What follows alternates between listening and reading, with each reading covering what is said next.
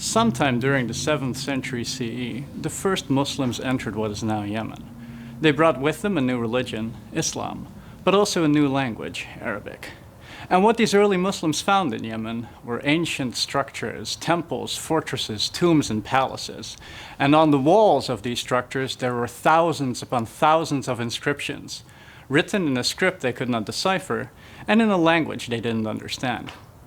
To these first Muslims, it must have felt as if ages had passed, but in reality, it had been less than a century since South Arabian civilization had collapsed.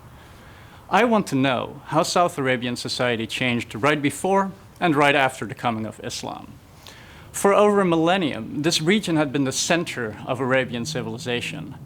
But right as Islam came into being, it came to an abrupt and violent end.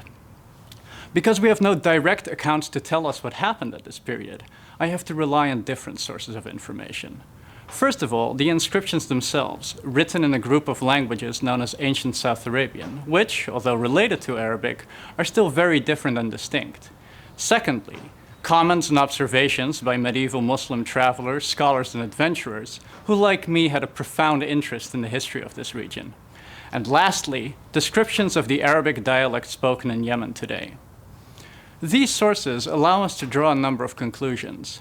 First of all, they show that the religious communities of South Arabia, Jews and Christians, use the exact same words to talk about God as the later Muslims and the Quran would.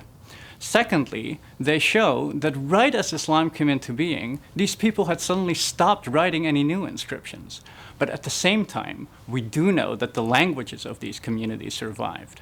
So how do we explain this paradox? Well, my research shows that this was a period of both change and continuity. Change because the loss of writing culture often points to deep social disruption, but continuity because the languages of these communities would survive for centuries to come. And if you go to Yemen today, in the Arabic spoken by these people, you can hear traces of these ancient languages still. So what does this mean? Well, it means that this kind of change was happening at a vital part and moment in history.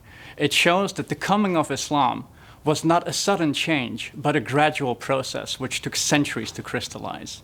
And this is how linguistics helps shed light on a part of history we are only beginning to understand.